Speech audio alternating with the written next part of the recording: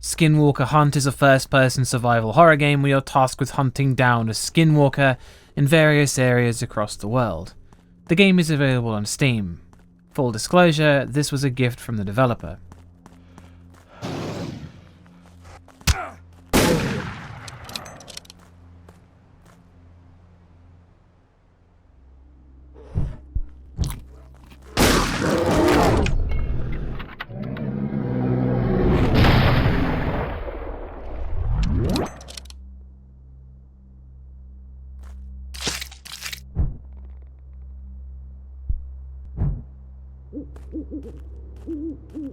Atmosphere. Skinwalker Hunt's atmosphere comprises mostly of tension, isolation, and paranoia. The game takes place in a series of large forested environments that feel disorientating and almost claustrophobic with how dense the trees are. The sprawling woods hide many secrets and potential items, and exploring them provides many opportunities for upgrades, but also death, as various other hostile animals will attack you on sight, as well as the constant threat of the Skinwalker, which can rip you to pieces in a few seconds.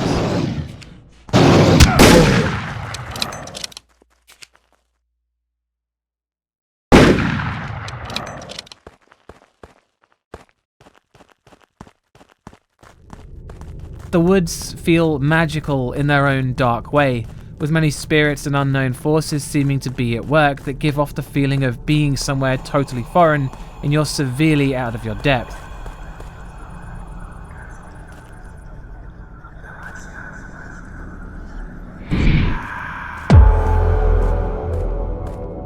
The game does such a good job of reminding you how weak you are in comparison to the Skinwalker, since even shooting it with your high-powered rifle barely chips its health bar.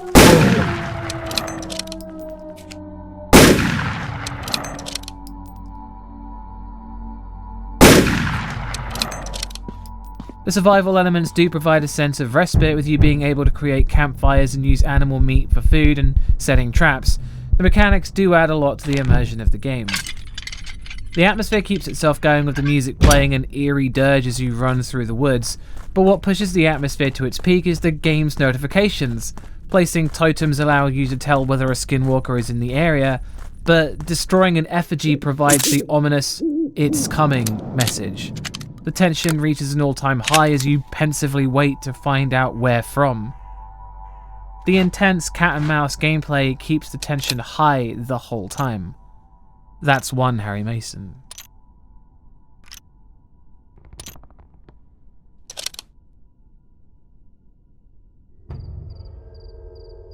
Scares. Most of the game's scares come from confrontations with various animals and the Skinwalker itself, with it being able to jump long distances and attack an unprepared hunter. Its damage is pretty extreme, and only if you can land a shot on it does it sprint back off into the woods for the next time it decides to attack. Reloading is agonizingly slow, and this leaves you wide open to being mauled if you're attacked, and you certainly can't outrun it. However, there's usually enough downtime to mitigate this, as you spend a large portion of time specifically looking for it, as well as investigating campsites for items and upgrades.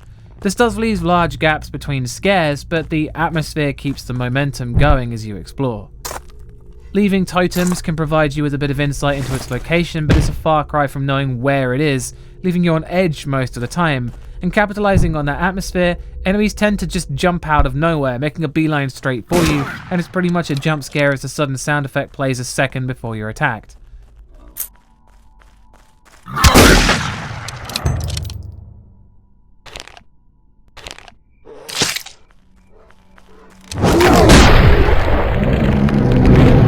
Things like snakes are really hard to see, and they can cause a sudden game over if they get you before you get them.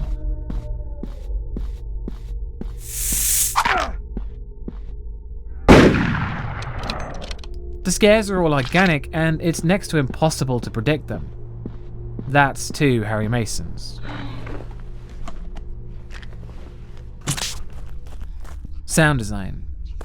The soundtrack is a haunting ambient drone that comes and goes throughout the levels, with each location having slight variation to give them their own personality. The sound effects that play throughout the area are mostly distant animals and whispers. Sometimes the sound of a ghost or the whistle of a healing plant ventures into your ears, the pleasant relief of a dog barking that might lead you to your target, or the eerie howl of something pained travels across the plains.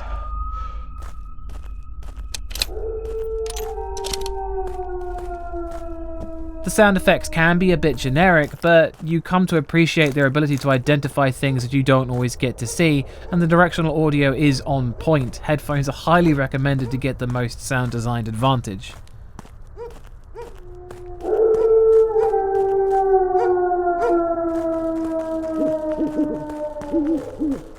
The reverb can be a bit spotty, with some places not having any and others seemingly having more than necessary. But it's barely noticeable since most of the environments are pretty much the same. There's no voice acting and it didn't seem to need any. Overall, the sound design is simple but very effective. That's 3 Harry Mason.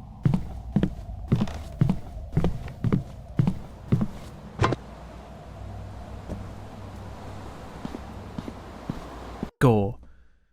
The game has very little gore, but you can still find the occasional blood and bone-strewn cave or mangled traveller that the Skinwalker has ripped to pieces, and it adds a layer of authenticity to the Skinwalker itself.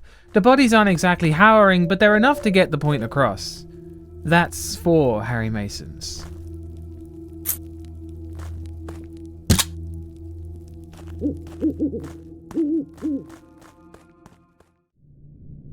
Story.